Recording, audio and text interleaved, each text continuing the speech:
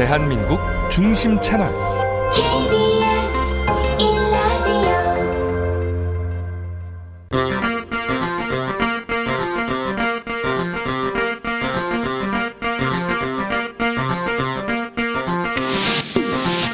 주진우 라이브 스페셜.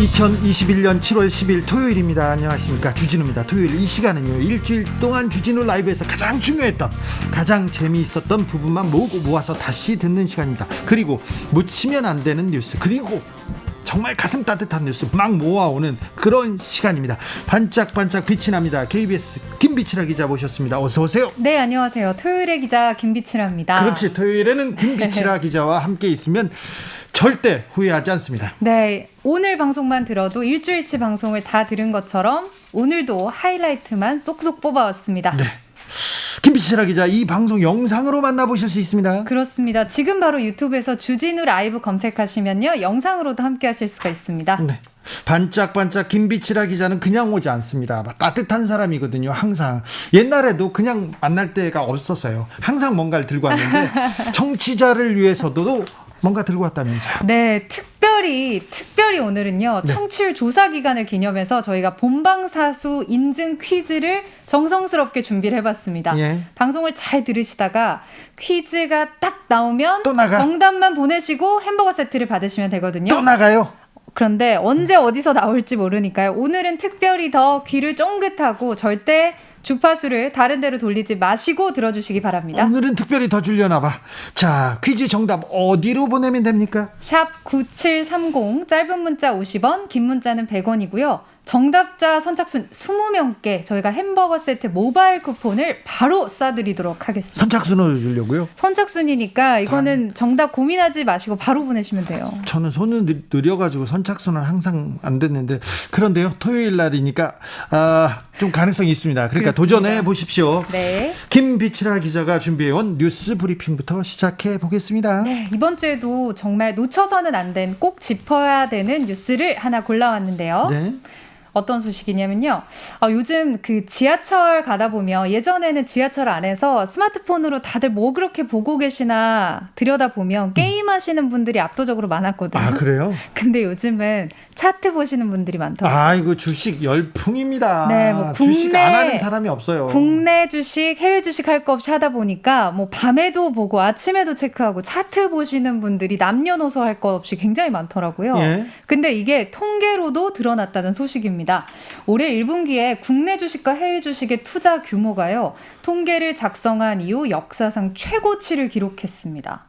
비투라고 하지 않습니까? 네. 빚을 내서라도 투자해야 된다. 미래가 보이지 않으니까 투자해야 된다. 투자 안 하고 뭐 했어? 이런 얘기도 방송에서 너무 많이 했어요. 그래서 맞아요. 투자를 안 하면, 주식 투자 안 하면 나만 혼자 뒤처지는 건가 하다가 그냥 퉁덩 빠져가지고 아이고 손해받았다 언제 본전 찾냐, 이런 사람들 정말 많습니다. 네, 주식 얘기가 일상에서 굉장히 많은 부분을 차지하고 있는데, 실제로 한국은행이 8일에 통계를 공개했는데요. 네. 가계 금융자산 중에서 이 주식과 펀드에 투자한 비중이 22.7%. 그렇게 많아요? 이게 펀드를 빼고도 20%가 넘는 20.1%를 기록했는데요. 이게 역사상 최대치라고 합니다. 네. 그리고 해외 주식에 투자하는 비율도 12조 5천억 원인데, 이것도 역시 역대 통계 작성상 이번 1분기에 최대치를 차지한 숫자입니다. 그러면 저축, 금리 때문에 저축의 비중이 줄어들었다는 얘기도 되는 거죠? 맞습니다. 예금 비중은요, 반대로 역대 최저인 30.1%를 기록했고요.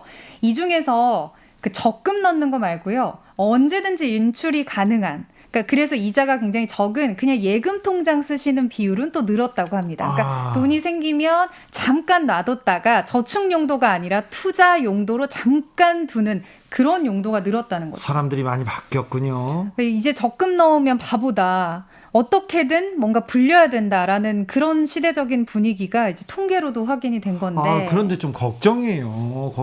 주식 투자 쉽게 생각하는 분들 많은데요. 그거 쉽지 않습니다. 그렇습니다. 그리고 사실 투자를 할 때 월급에서 빚도 갚아야죠. 여러 가지 쓸 데가 많은데 이 돈 다 어디서 왔나 조금 더 깊이 들여다봤더니요. 예. 주식 투자 최대치 기록한 만큼 또 하나 최대치를 기록한 게 바로 빚투. 아우 비투 안 된다니까요. 이 빚투도 빚내가지고. 정말 위험한 게 그 투자자가 주식 매입을 위해서 잠깐 빌리는 거 있죠. 예. 만약에 정해진 기간까지 갚지 못하면 이자 반대 비싸요. 매매가 돼서 응. 굉장히 더 많은 돈을 손해보게 되는 이런 위험한 빚투에 목숨을 거는 그런 투자자들이 늘어나고 있는데요. 예. 금융투자협회가 9일에 발표했는데 신용거래 융자 잔고가 7월 1일에 역사상 처음으로 24조 원을 넘어섰습니다. 24조 원이나 넘게 지금 비투에 나섰다고요? 네, 어우, 다 오른다에 걸고서 빚을 잠깐 냈던 게 국민들의 빚을 모으니 이만큼이나 된다는 얘기입니다. 언론의 중요성 다시 한번 생각해 보는데요. 요새 방송에서 너무 누가 많아요, 돈을 사실. 얼마 벌었다, 누가 얼마를 벌었다, 그리고 주식 방송, 뭐 유튜브에서 나 맞아요. 얼마 투자해서 얼마 벌었다 얘기하는데 그거 상당 부분 믿을 수 없어요. 그리고 연예인분들도 이제 주식 투자했다가 뭐 이만큼 벌었다. 그리고 여가 시간에 이런 걸 한다라고 방송에서 너무 자연스럽게 또 얘기를 하시다 보니까 네, 위험합니다. 저 사람도 하는데 나도 해야 되고 방송에서도 이렇게 자유롭게 얘기하는데 나만 투자 안 하고 있는 거 아닌가? 나만 안 하면 나만 바보 되는 것. 영향이 그러면서 커요. 주식 투자 안 하면 막 주식 거지 된다고 하잖아요. 그렇죠. 이거 좀 위험합니다. 그런 사람들을 노리는 그런 사람들 또 많거든요. 네, 이제 주린이라고 하죠. 주식에서의 어린이, 초보자들은 이 수많은 종목 중에서 뭘 골라야 할지 사실 잘 모르기 마련이거든요. 모르죠. 그래서 누군가가 언제 이 주식을 사라, 그리고 언제 팔아라 이렇게 얘기해주면 참 좋겠죠. 그래서 그거를 소위 요즘에 주식 리딩방이라고 하는데요. 그러니까 주식을 뭘 사야 될지 나를 리딩해준다, 전문가가. 그래서 이런 주식 리딩방들의 사기가 어마어마하게 늘었습니다. 아니 주식으로 언제 사고 언제 팔아야 되는 걸 정확히 아는 사람들이면 와. 생각해 보세요. 이건희 회장보다 돈을 더 쉽게 빨리 벌 수 있어. 그 사람들 그렇죠. 다 그만큼 벌었어야지. 그렇죠. 그런데 그거 안 됩니다. 주식 투자 회사에 그리고 이 증권 회사에 30년 다닌 사람, 40년 다닌 사람들도 이 주식의 흐름을 몰라요. 그렇죠. 바람이 어디로 부는가 보고 주식을 샀다 이렇게 얘기하는 사람도 많고요. 제 후배 중에 보스턴 컨설팅 그리고 좋은 회사. 세계적인 컨설팅 그룹에서 어떤 분야를 담당하고 있는 친구한테 야 주식 어떤 게 유망하냐 그러면 저희도 그건 모릅니다 이렇게 얘기하더라고요. 솔직히 모른대요. 야 그러지 말고 하나만 얘기해봐라. 모른답니다 전문가들은. 그런데 누군가에게 기대고 싶은 사람 심리 때문에 결국엔 이런 주식 리딩방에 들어갔다가 피해를 본 사기 건수가요.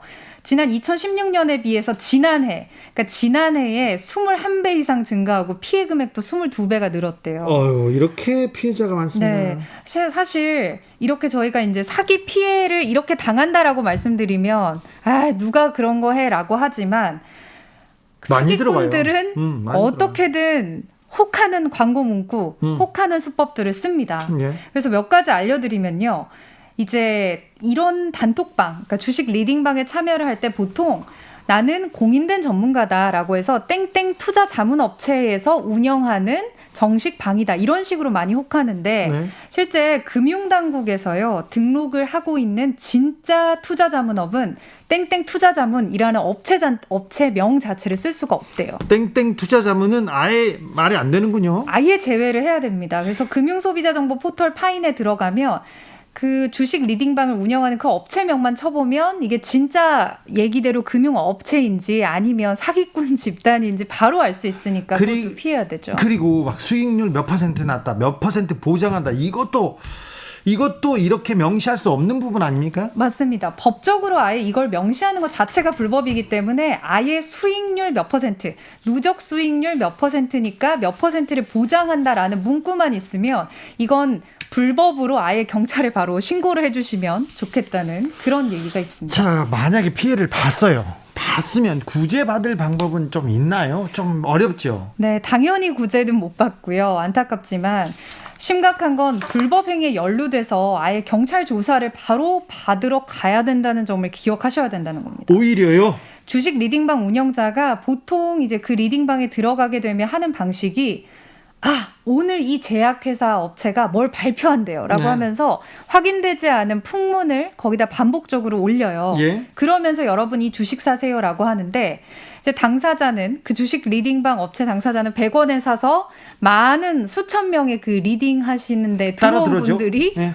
다 사게 돼서 500원이 되면 최고점에 팔고 도망을 가고 네. 사실 이분들은 금전적인 피해를 보게 되는 건데 이 상황 자체만으로 시장 질서 교란 행위로 과징금을 받을 수 있고 그렇죠. 특히 본인이 본인 계좌로 넣으면 과징금 정도에 그쳐도 아예 계좌를 맡기고 그 계좌를 통해서 불법 거래가 이뤄지는 그런 것들에 가담을 한 꼴이 돼버리면 이때부터는 본인이 주가 조작 의도가 없다고 아무리 우겨도 검찰 수사 받으셔야 됩니다. 그렇죠.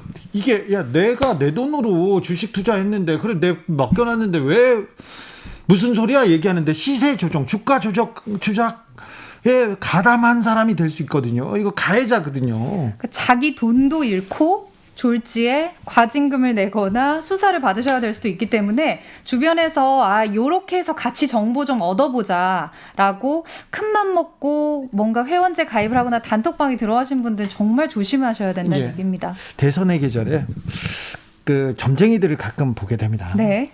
점쟁이들한테 의존하는 사람들이 많아요. 정말 정치인 중에. 실제로요? 실제로 지금 나와 있는 유력한 정치인들의 나 부인이 그렇습니다.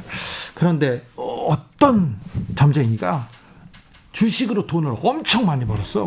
점쟁이는 앞을 보는 사람이니까 점쟁이가 말 되네요. 그러면서 최고급 뭐 롤스로이스 자가용 같은 걸 막 타고 다니면서 막 블링블링하게 바뀐 거야 몇 년 만에. 네. 너 어떻게 돈을 벌었니? 코인에서 벌었습니다. 주식해서 벌었습니다. 얘기하는 거예요. 그러면 혹할 거 아니에요. 네. 저분이 갑자기 아예 뭐 사람이 바뀌었으니까 아예 지위가 바뀌었으니까 그래서 그 사람한테 돈을 맡기기 시작합니다. 그러면서 그걸로 코인 사주겠다, 주식 사주겠다 그래가지고 피해자가 지금 한 무더기 줄 서 있습니다.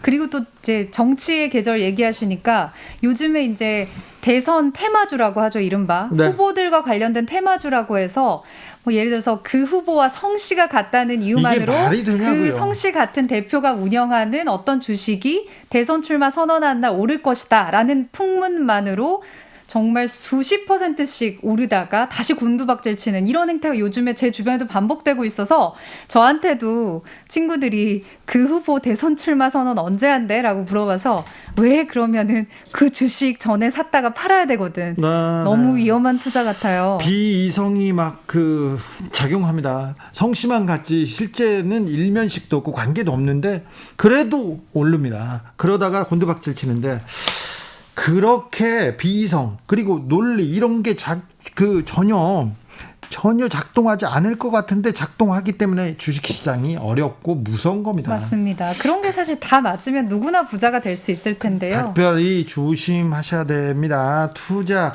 내가 그냥 투자하는 게 뭐가 문제야. 그런데 이런 불법 리딩방 이런 거 있지 않습니까? 여기에 들어갔다가 감옥 가는 수도 있다는 거. 네, 각별히 주의하셔야 되는 계절인 것 같습니다. 그렇습니다. 중요한 뉴스 지적하셨습니다. 다음 뉴스로 가볼까요? 네, 이번에는 훈훈한 소식을 들고 왔습니다.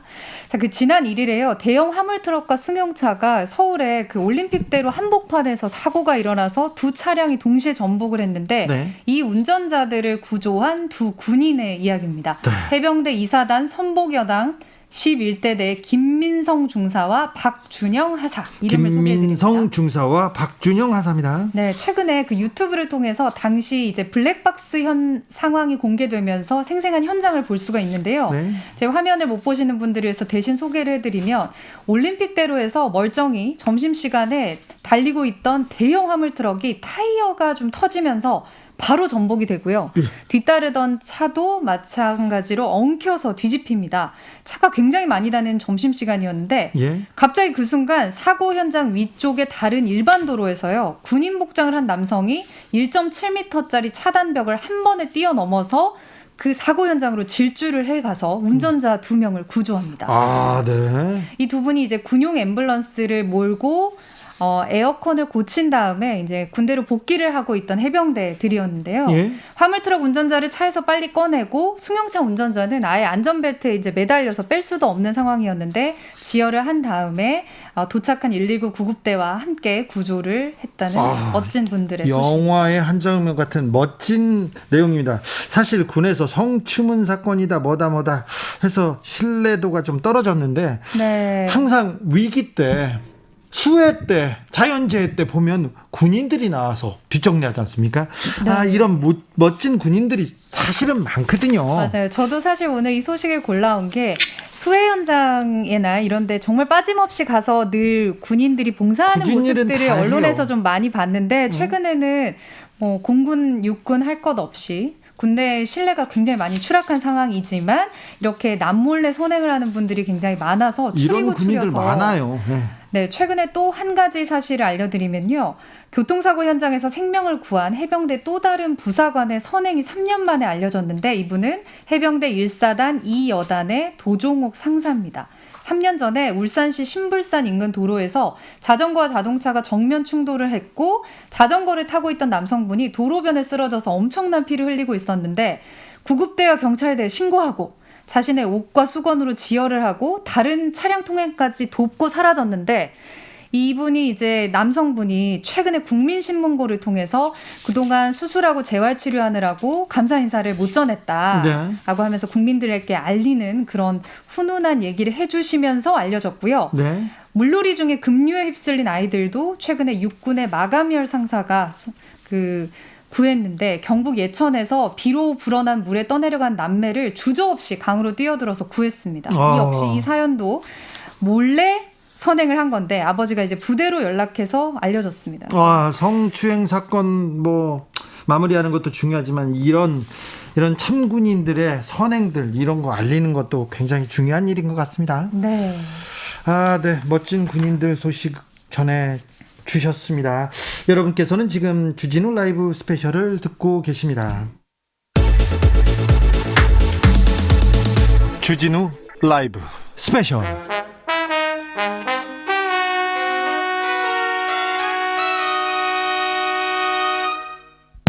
주진우 라이브 본방 사수 인증 퀴즈. 오늘의 문제는 단답형입니다. 문제를 잘 듣고 정답을 정확히 적어 보내주세요. 오늘의 문제.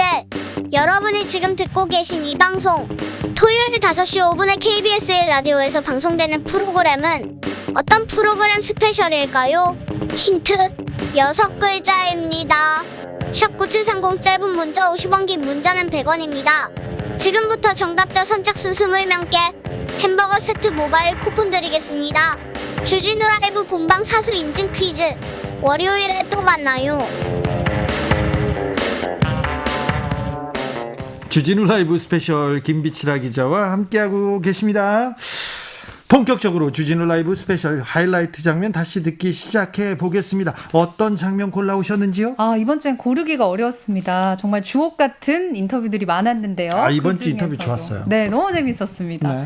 특히 빼놓을 수 없죠. 국민의힘의 맏아들 돌아온 홍준표 의원이 주진우 라이브도 찾아왔습니다. 네. 정말 이날 주진우 앵커와 홍준표 의원이 이렇게 티키타카라고 하죠. 주고받는 것들 보면서 너무 재밌었고 특히 그 시청자들, 청취자들의 그 유튜브 댓글이 어마어마했잖아요. 네, 그러면서 나 이 홍감탱이 좋아지려고 그래 그런 분들이 많아가지고 팬을 많이 얻어가셨습니다. 예, 홍준표 의원님 말이 직설적입니다. 그래서 좀 거칠다, 이렇게 과격하다 이렇게 생각하는 분들이 많은데 그날은 또 직설적이고 과격하지만 그 안에서도 그 정치인의 있어요. 고민, 내공을 볼 수 있는 그런 인터뷰였지 않나 생각합니다. 네, 저도 이제 그 주진우 기자께서 말씀하신 것처럼 똑같은 경험이 있어요. 정치부 기자 초년병 시절에 의원들과 친해지거나 현안에 대해서 조금 취재 힌트를 얻을 수 있지 않을까 하고 의원회관을 돌아다니면서 네. 보좌진이나 의원들을 만나는데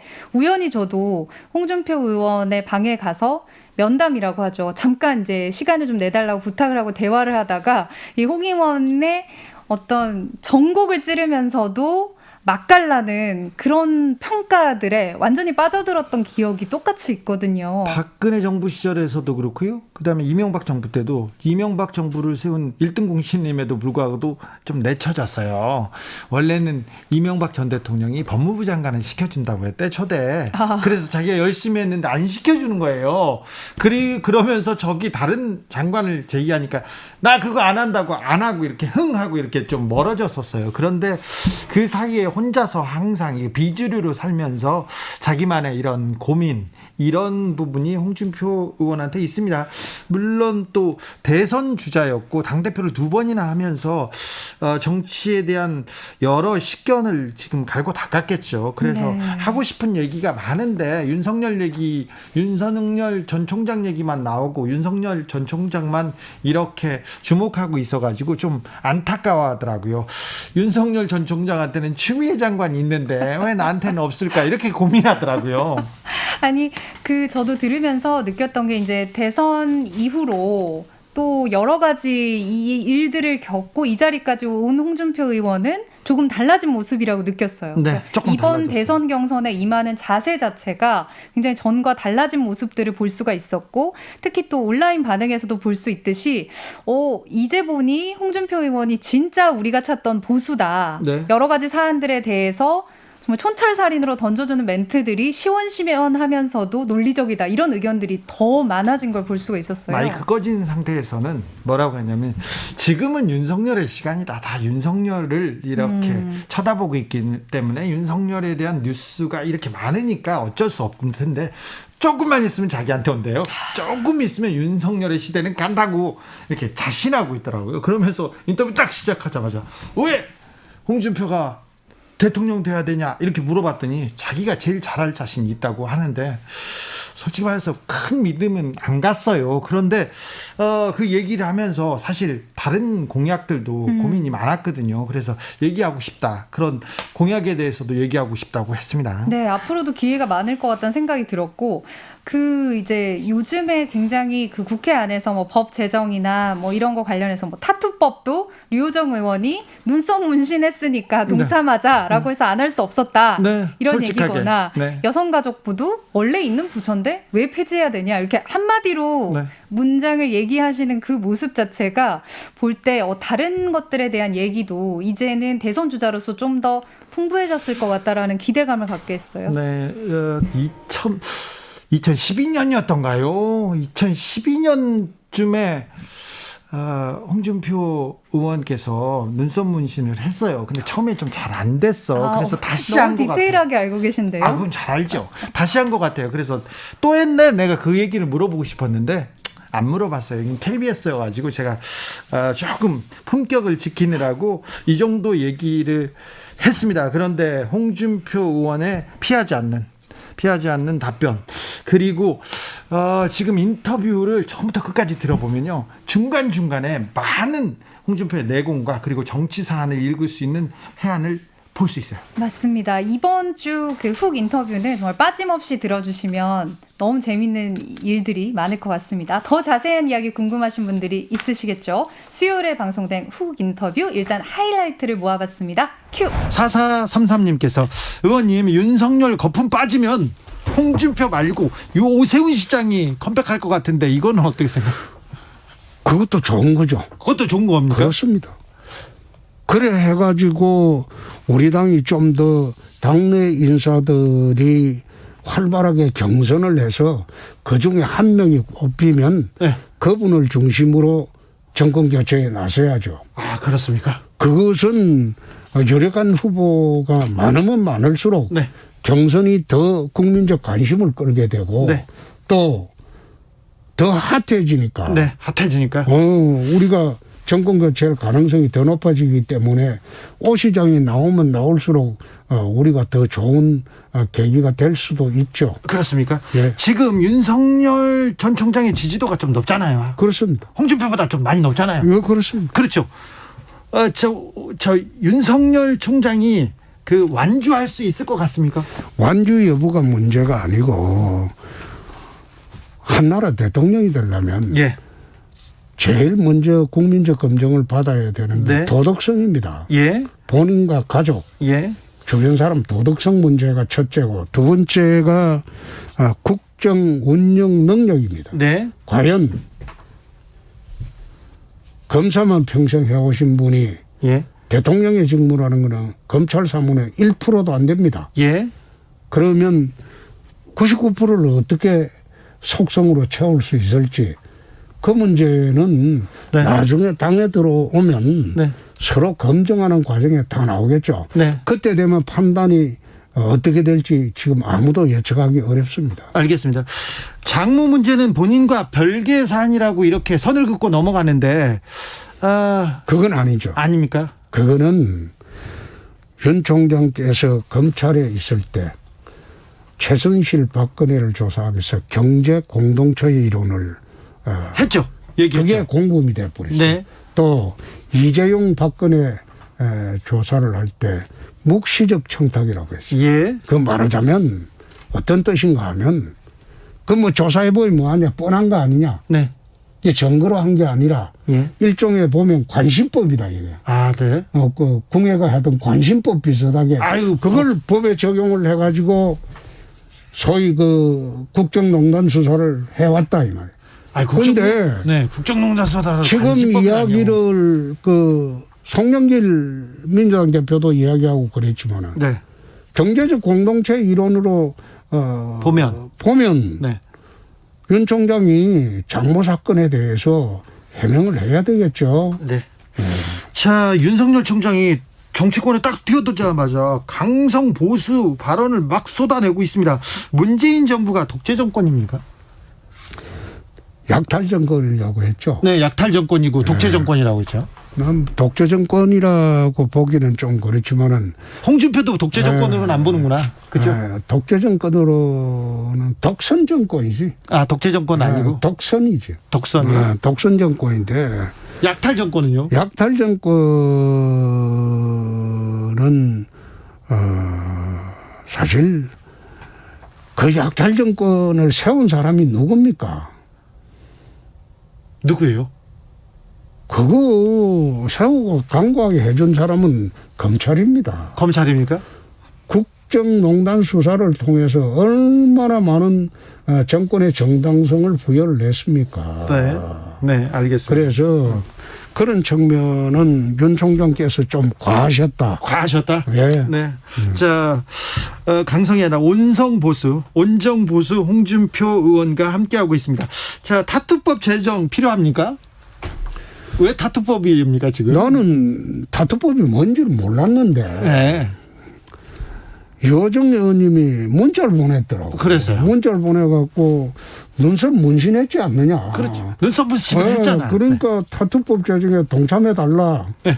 그래 문자를 보냈는데 그 눈썹 문신은 했고 네. 또 그래 딱 집어 나오는데 그럼 동의해 주자 뭐. 아, 그래서 동의해 준 거죠. 아이고, 잘했어요. 잘하셨어요. 네. 네. 좀 시대착오적이잖아요. 자, 여성가족부 폐지하자는 국민의힘 후보가 있는데 이건 어떻게 보세요? 그거는 좀 신중을 기해야 할 겁니다. 여성가족부의 역할이 뭔지 다시 봐야 되는데 네. 그게 이제 여성가족부의 역할이 별로 없다고 해서 이미 있는 부를 폐지하는 게 옳으냐. 그건 네. 별개로 아마 검토를 해봐야 될 겁니다. 그렇죠. 예, 그렇죠. 예.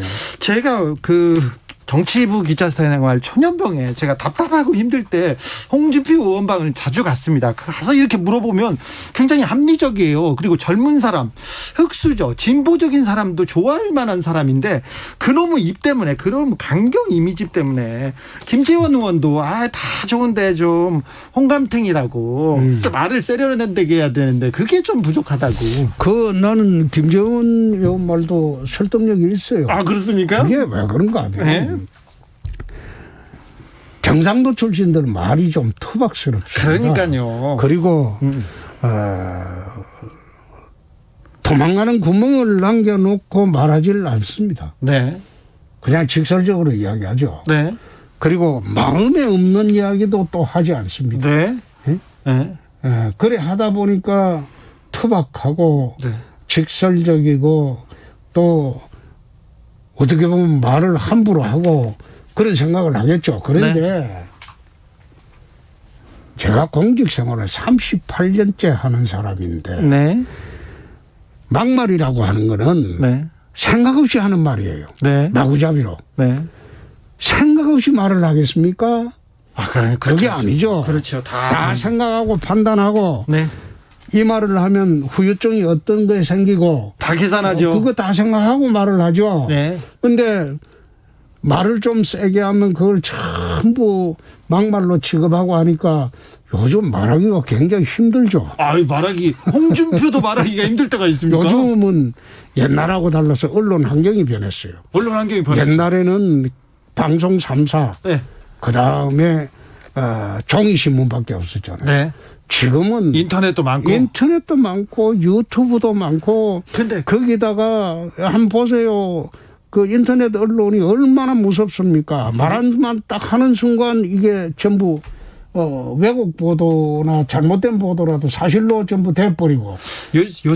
요새 언론이 그런데 윤석열 편만 좀 들죠. 나는 거기에 자꾸 윤석열 총장 이야기 그만합시다. 그만할까요? 그러면 저쪽으로 가겠습니다. 네. 자, 2804님이 문자가 왔어요. 홍 의원님, 좋아지려고 그래요. 그렇게 문자 왔습니다. 지금 펜 하나 생겼습니다. 여권으로 가보겠습니다. 민주당 경선 후보, 그 대선 주자들 지금 토론회 하고 있는데 어떻게 보고 계십니까? 저는 대선 후보 토론회를 볼 시간이 없어서 안 봅니다만, 네. 결과는 언론을 통해서 이제 보고 있습니다. 네. 그런데 민주당이 구도가 이재명 대 반 이재명 구도죠. 네, 그렇게 보입니다. 그런데 반 이재명 전선에서 단일화가 된다면 네. 성패를 알 수가 없을 겁니다. 아, 그래요? 네. 네. 그렇습니까? 네. 9526님, 홍준표 의원 말이 합리적이고 호감이 가네요. 주진우 라이브 자주 나오세요. 참고로 저는 진보 쪽인데요. 호감이 간답니다. 자, 9025님께서 홍 의원님 혹시 윤 총장 측에서 만남 제의 없었나요? 물어봅니다. 윤 총장님 이야기는 안 하기로 했습니다. 안 하기로 했습니다. 8477님께서 그러면은 넘어갈게요. 그러면 홍 의원님, 야당이 아무리 대선 후보가 없기로니 자기 당 대통령을 깜빵에 넣은 자를 대통령 만들겠다니 자존심도 없나요? 의원님 생각은 어떠신지요? 안 하기로 했는데 또 네, 질문이 그것도 안 하기로 안 했습니다. 할까요? 자, 그러면요. 그럼 무슨 얘기 할까요? 자, 편하게 하세요. 가짜 수산업자 예, 만나셨다면서요? 그거는 내가 이 페이스북에 이제 썼는데. 네.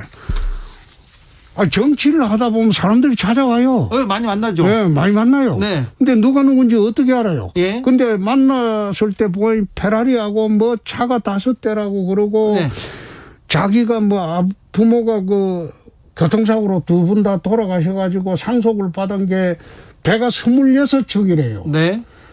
그리고 지금 유엔빌리지 거기에 집이 70몇 억짜리 집이 있대요. 네.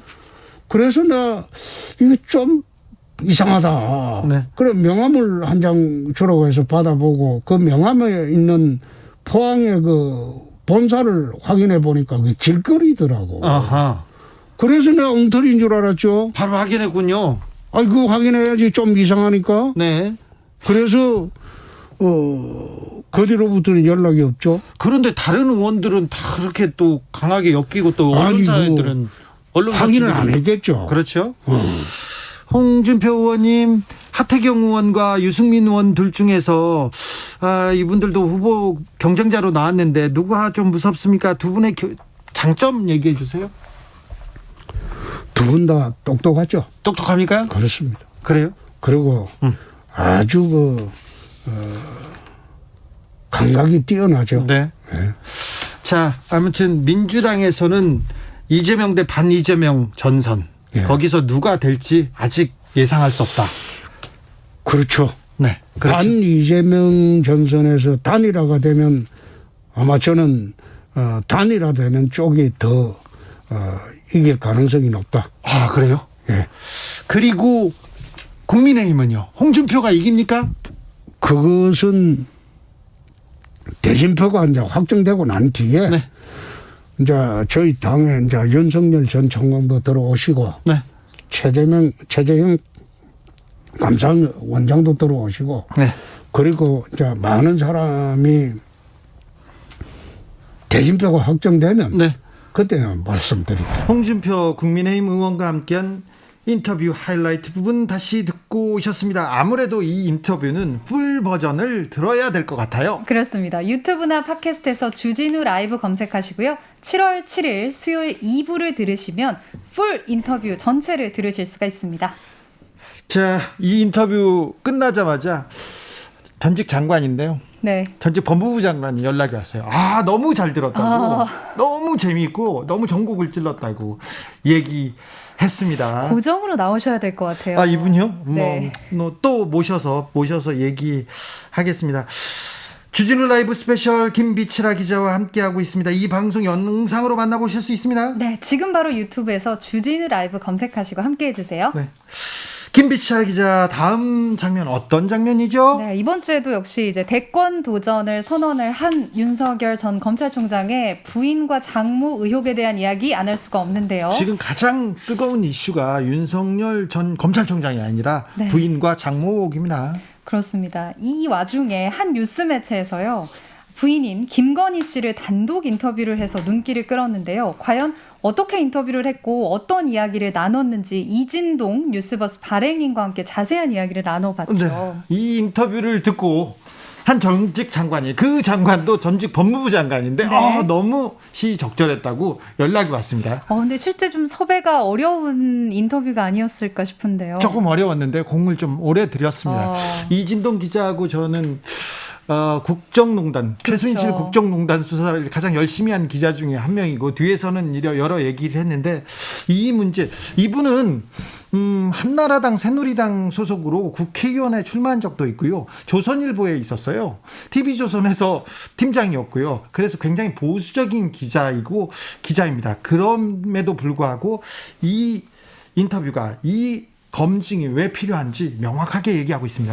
사실 그 새로운 매체를 만들면 특종으로 그 매체를 알리는 게 가장 좋죠. 빠르고 정말 멋진 방법인데 네. 바로 그 이진동 뉴스버스 발행인이 그거를 바로 이날 해내셨더라고요. 그게 실력이죠. 그게 김건희 씨와 인터뷰를 어떻게 또 그날 출마 선언하는 한 날 해냈을까. 기자인 저도 관심이 정말 많았는데 역시 그 기자가 언제 어느 타이밍에 어떤 질문으로 다가가느냐가 역사를 바꿀 수도 있다라는 걸 이날도 실감했습니다. 아무튼 줄리 이 얘기는 우리는 입에 올리기 그렇습니다. 그런데 김건희 씨가 이 단어를 올리면서 지금 다 줄리가 누구냐고 묻게 되었어요. 네. 그런데 이 내용에 대해서는 인터뷰를 요청한 적이 없다고 얘기하더라고요. 그러니까 저도 사실 이제 많은 분들이 아마 그날 뉴스버스에서 발행하는 걸 다 읽어보시지 않은 분들 입장에서는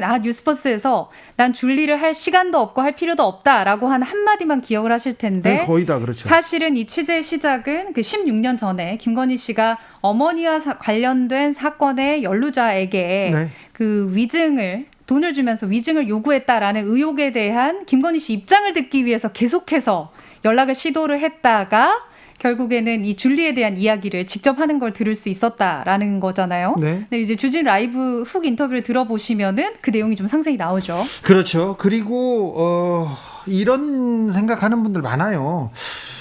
윤 전 총장은 후보지만 윤 전 부인은 개인 아니냐. 그분이 논문을 어떻게 했든 그분의 사생활이 어떻게 됐든 검증할 필요가 있느냐. 꼭 이런 얘기를 물어야겠느냐. 이렇게 물어봤어요. 이진동 발행인한테. 네. 그랬더니 저도 인상적이었던 게 이제 본인도 중요하지만 후보는 가족의 행적을 보고 유권자들도 판단의 기준이 달라질 수 있기 때문에 언론이 그 기능을 수행을 해야 된다. 이런 자세로 계속해서 김건희 씨 관련해서 취재를 하고 있다라고 얘기를 했죠. 이진동 발행인의 궤적을 보면 윤석열 전 총장을 매우 지지하거나 응원하지 않을까 이렇게 생각했습니다. 보수에다가 조선일보 출신에다가 여러 가지 얘기를 드렸잖아요. 그런데 윤 전 총장에 대해서는 생각이 분명했습니다. 네, 실제 검찰이 정부에 저항하는 건 당연하지만 그 자체가 대선 도전의 명분이 될 수 없다. 네. 가장 큰 문제가 이제 검찰을 정치화시킨 거다. 이렇게 좀 딱 잘라서 얘기를 하는 게 저도 마찬가지로 보수 매체에서 계속해서 일을 해온 기자의 입에서 그런 얘기가 이제 나왔을 때 많은 분들이 느끼는 게 또 다를 수도 있을 것 같다는 생각이 듭니다. 그렇습니다. 더 자세한 이야기가 궁금하신 분들을 위해서요. 목요일 훅 인터뷰 하이라이트를 이어서 듣고 오겠습니다. 큐. 김건희 씨 단독 인터뷰했는데요. 어떻게 하게 된 겁니까? 그러니까 그 기사가 나온 게 아마 지난 월요일 7월 5일 아니죠. 6월 그보다는 좀 앞서서 나간 것 같은데 7월 5일에 네. 저희들이 이제 그걸 그러니까 16년 전에 네.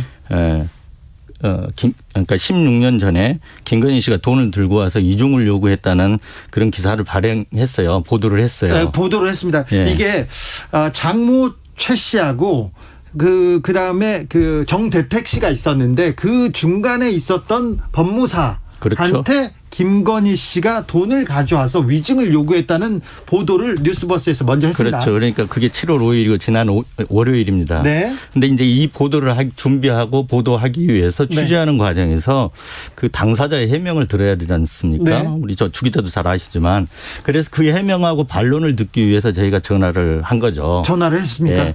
그런데 이제 전화라는 게 전화 인터뷰라는 게 안 받을 수도 있고 예. 받아도 끊어버릴 수도 있고 그렇죠. 그렇잖아요. 그래서 저희들이 이제 직접 받을 만한 전화번호를 미리 취재를 했고 네. 그래서 타이밍을 골랐던 거죠. 네. 그 타이밍이 이제 윤석열 전 총장이 출마 선언을 했던 6월 29일로 골랐고요. 네. 그래서 그 생중계 회견이 다 끝나고 예. 저희들이 한 10분에서 15분 정도 있으면 이게 충분히 전화를 받을 타이밍이다. 아, 네. 그리고 다른 분들은 다 이제 그 윤 총장의 그 기자회견에 관심이 쏠려 있었잖아요. 그때 우리는 김건희 씨를 인터뷰하겠다 이렇게 얘기하는 겁니까? 그렇죠. 6월 30일 인터뷰 기사가 나왔습니다. 혹시 윤 전 총장의 전 대변인 이동훈 전 조선일보 기자가 친한 후배잖아요. 저 그래서 친한지 안 친한지는 잘 모르겠고요. 제가 네. 그 친구도 한국일보에서 같이 근무를 했었는데, 한국일보 조선일보 후배였죠. 예, 근데 조선일보에서는 같이 근무를 안 했고요. 네. 한국일보 있을 때 제가 시경캡을 했고 그 친구가 바이스캡을 해서 친한 후배는 맞습니다. 그래서 자 내가 인터뷰할 테니까 인터뷰 한번 주선해라 이런 건 아니었습니까? 아니 저는 이제 일단 대변인이나 그런 사안들이 우리 주 기자도 오래 기자 생활을 해보셨으니까 알지만 네. 대변인이나 공보팀을 거치면 이게 소위 마사지된다거나 분칠되잖아요. 그렇죠. 직접적으로 인터뷰를 해야 될 사안이 있을 때는 본인 해명이 정말 필요하거든요. 네. 그래서 직접 했군요. 시간을 봐서. 경위는 그렇습니다. 그렇습니다. 인터뷰를 했는데 전화를 그 얘기를 아마 1억 가지고 을 가지고 위증을 위증을 요구했다 이것 때문에 전화를 받은 것일 수도 있는데요. 갑자기 강남 술집 에이스 줄리 발언은 어떻게 나온 겁니까? 물론 저도 이제 윤석열 엑스파일이 돌고 있다는 얘기는 알고 있었고요. 예. 그 내용이나 떠도는 소문에 대해서 어렴풋이 알고 있었지만 네. 애초부터 그건 취재 대상이 아니었습니다. 네. 아까도 말씀했지만 저희들이 이제 받고자 했던 바는 위증 부분이었기 네. 때문에 사생활이나 이런 건 아예 언급할 생각도 없었는데 근데 이제 인터뷰를 하다가 보니까 이분이 여러 가지 속상한 일들이 있었나 봐요. 억울했나 봐요. 예. 그래서 속상한 일들을 얘기하시면서 그 얘기를 자연스럽게 이제 꺼냈고 네. 아무래도 저희들이 이제 처음 그러니까 김건희 씨가 여자분이시고 그래서 여기자에게 이제 직접 취재한 기자는 여기자인데 네. 여기자가 또 이렇게 전화를 하다 보니까 속상한 얘기를 들어줄 만하다 싶어서 네. 그런 얘기들을 이렇게 다 좀 털어놨군요. 자연스럽게 네. 하신 것 같습니다. 그렇습니까? 대권 도전한 윤석열 전 총장 부인 장모 관련된 의혹들이 계속 나오고 있는데 자 뉴스버스에서도 이 그 검증에 나서고 있습니다. 왜 부인에 관한 검증이 필요하다고 보십니까? 그러니까 이제 윤석열 전 총장이 본인이지 않습니까? 본인이 대권 도전하는 거니까 네. 당연한 거고요. 그거는 네. 본인에 대한 검증은 당연한 거지만 부인과 장모 역시도 그런 제기되는 의혹들에 대해서 다 검증을 받아야 된다고 생각을 합니다. 네. 왜냐하면 유권자들의 판단 기준이 본인도 본인이지만 네. 가족들의 행적이라든가 이런 걸 보고 나서 선택이나 판단의 기준들이 달라질 수 있거든요. 네. 그런 차원에서 언론이 그런 검증 역할을 기능들을 수행해야 된다는 거죠. 아 그렇습니까?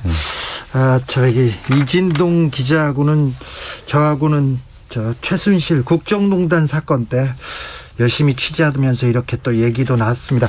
최순실 씨가 그 보도 중에 그 청와대 행정관이 핸드폰을 뭐 가슴에다 막 닦아가지고 최순실 씨한테 이렇게 전해주지 않습니까?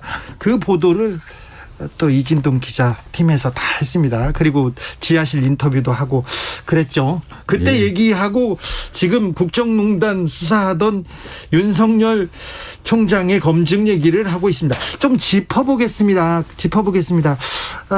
뉴스버스에서 정대택 씨와 그리고 법무사 백 씨 인터뷰 2006년 인터뷰를 공개했습니다. 이 내용은 뭡니까? 그러니까 이제 그 사건의 핵심 실체는 네. 2006년도에 이진동 기자가 그때 취재한 거죠. 그렇죠. 네. 그러니까 그 사건의 그 당시 핵심 실체는 그거예요. 그러니까 간단히 줄여서 얘기하면 그 세 사람이 이제 그러니까 소위 말하면 세 사람인데 약정을 맺은 사람이 세 사람인데 한 사람은 그 윤석열 전 총장의 장모 최 씨. 장모의 사업 파트너였기 때문에 네. 여기서는 간단히 두 분으로 하겠습니다. 네. 이렇게. 그래서 정대택 씨와 네. 그 장모 측 네. 두 분이 이제 약정서를 쓰면서 반반씩 예. 이익금을 나누기로 했다. 네. 이런 약정서를 써요. 예. 그런데 정기태 씨는 그 약정서대로 이행해라는 거고 네. 장모 측에서는 그게 강요에 의해서 작성이 된 거다. 네. 그러다 보니까 이제 형사 사건으로 비화가 돼서 네. 결국은 그걸로 인해서 강요에 의해서 작성됐다라고 한 장모 측의 의견이 받아들여져서 정대택 씨가 구속되죠. 구속되고 2년형을 살고 나오게 되는 겁니다. 네. 그런데 그 약정서를 쓰는 과정에 입회한 사람이 바로 백모 씨 법무사입니다. 예. 그러니까 이 사람의 증언이 결정적일 수밖에 없는 거죠. 그렇죠. 예.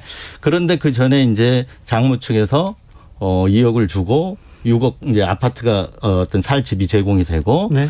그런 과정이 있었죠. 이 백 씨한테요. 그렇죠. 네. 그래서 이분이 이제 1심에서는 그리고 형사 사건에서는 수사 과정에서는 강요에 의해서 이게 내가 약정서가 만들어진 거다. 네. 이렇게 진술을 하는 거죠. 그렇죠. 법무사 백 씨가 그때는 그러니까 장모 최 씨의 손을 들어줬다 이렇게 봐도 되죠. 맞습니다. 예. 그러다가 이제 정대택 씨가 강요죄에 한 2심 재판 네. 때부터 이분이 이제 어떤 이유인지 모르지만 바꿉니다. 법무사 백 씨가 말을 바꿉니다. 예.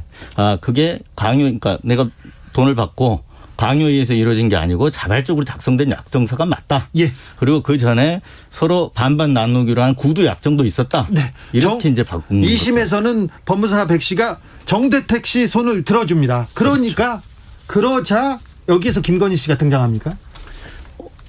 그래서 이제 그렇게 증언을 번복한 직후에 예. 김건희 씨가 이제 백윤복 씨를 찾아간 거죠. 예. 그래서 그 1심대로 증언을 해달라. 네. 이렇게 하면서 이제 그 1억을 이제 제시를 했다라는 거고요. 예. 물론 그 당시에 백윤복 씨는 받지 않았습니다. 네. 예. 그 이제 그때 위증을 요구했다라고 이제 기사가 나간 부분이 바로 그 부분인데 네.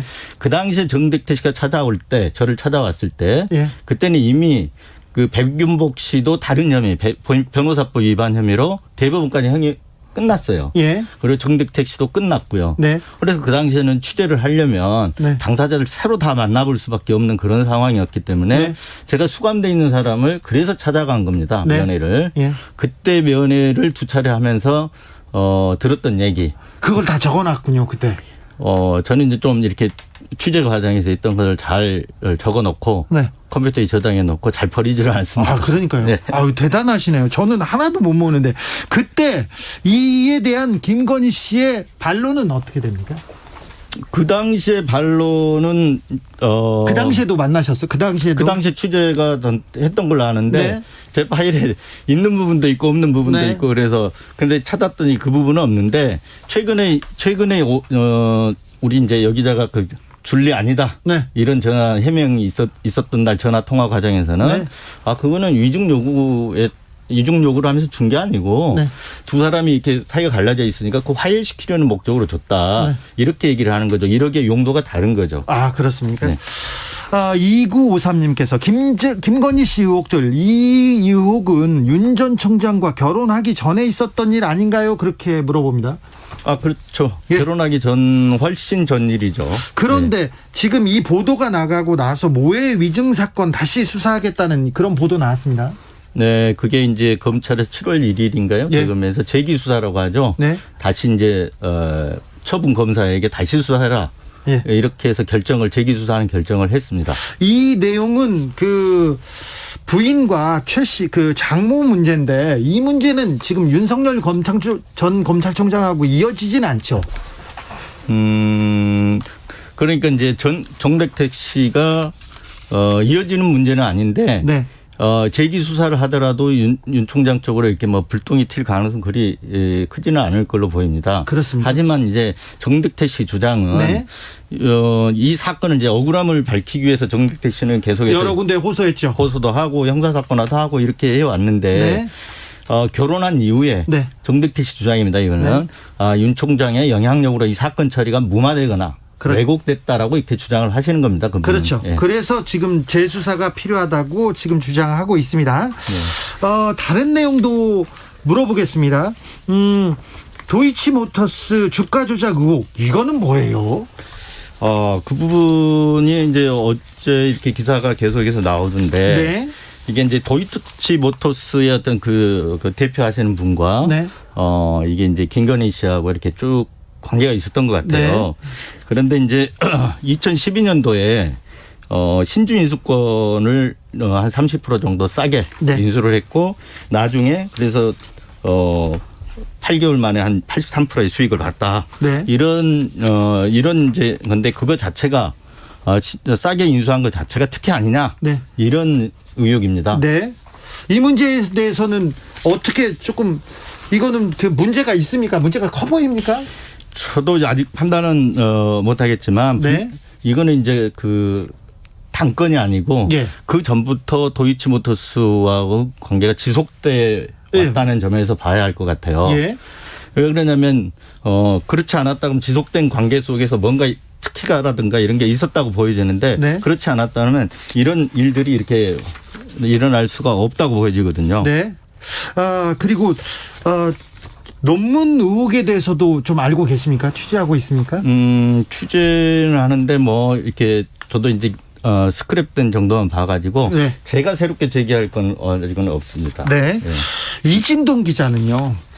저도 그렇지만 간단한 사건은 잘 취재하지 않지 않습니까? 크고 중요한 구조적인 문제에 대해서 이렇게 좀 취재하는데 최순실 보도 열심히 하셨고요. 최순실 네. 보도했다가 조선일보에서 굉장히 좀 곤혹스러운 일도 있었고 그랬습니다만 아무튼 그 크고 중요한 부분을 취재하시는데 왜 윤석열 총장의 가족 얘기 집중하고 계신지 그거 좀 알려주세요. 아까 모두에서 좀 말씀드렸지만 이 대권이라는 건 최고 권력을 쥐는 거 아니겠습니까? 네. 그런데 만약에 아까 이 사건의 실체가 정택치 사건의 실체가 왜 중요하냐면 네. 만약에 윤석열 총장의 어떤 본인 문제는 아니더라도 네.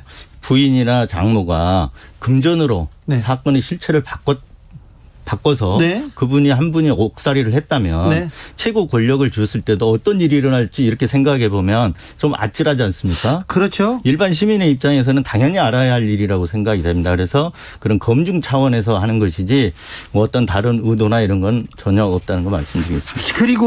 그리고 만약에 검사의 힘으로 수사를 막거나 수사를 막았다면 또 이건 또 다른 문제죠. 그렇죠. 그 네. 부분도 그래서 이제 정택택 씨 주장도 아직 그 주장이 네. 확정적으로 확인되거나 그런 사실은 없지만 네. 그 부분도 충분히 저는 검증이 되어야 한다고 생각합니다. 이진동 뉴스버스 발행인과 함께한 목요일 훅 인터뷰 하이라이트 부분 다시 듣고 오셨습니다. 김비치라 기자. 이 방송 풀버전은 어디서? 유튜브 팟캐스트에서 주진우 라이브 검색하시고요. 7월 8일 목요일 일부를 찾으시면 인터뷰 클립이 따로 준비가 되어 있습니다.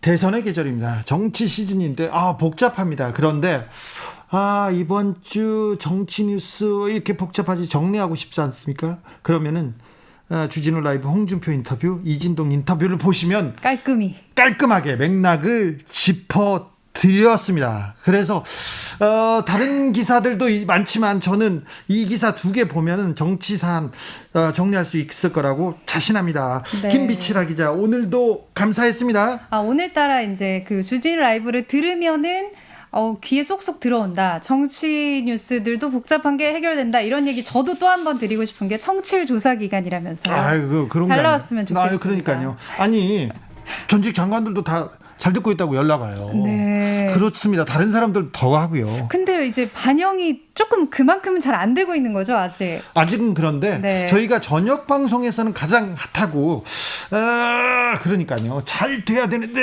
이렇게 아무튼 네. KBS 일라디오에서는 제일 잘 되고요. 제일 잘 되고 있습니다. 역사적으로는 제일 잘 되고 있는데 저도 조금 더 응원하겠습니다. 배가 고파요. 좀 잘 나왔으면 좋겠어. 네, 여러분. 나는 진짜 막 화가 나요. 이렇게. 배가 고프고 화가 난다고 네, 아니 하십니다. 화가 나는 게 뭐, 아니 조선일보가 너무 김어준을 띄워주니까 이렇게 우리가 또 이렇게 공정하고 이렇게 참신하고 이렇게 심도 깊은 방송인데 자꾸 저기만 쳐다봐가지고 속이 상해요. 그래서 전화 받으시면 정말 꼭 주진우 라이브 이야기해 주시기 바랍니다. 속상해요. 네, 자 퀴즈 정답도 알려주셔야 됩니다. 네, 본방사수 인증 퀴즈였죠. 오늘의 정답은 주진우 라이브였습니다. 아이고 어려웠다. 너무 어려웠지만 이 6글자를 또박또박 정확하게 적어주신 분들 아까 약속드렸던 선물을 드릴 텐데요. 햄버거 세트 모바일 쿠폰 받으실 분들은 주진우 라이브 홈페이지에 올려놓겠습니다. 오늘 못 받으셨어도요. 평일에 또 도전해 주시기 바랍니다. 토요일의 기자 김비치라 기자 오늘도 감사했습니다. 고맙습니다. 주진우 라이브 스페셜 여기서 인사드리겠습니다. 저는 다음 주 월요일 오후 5시 5분에 돌아옵니다. 지금까지 주진우였습니다.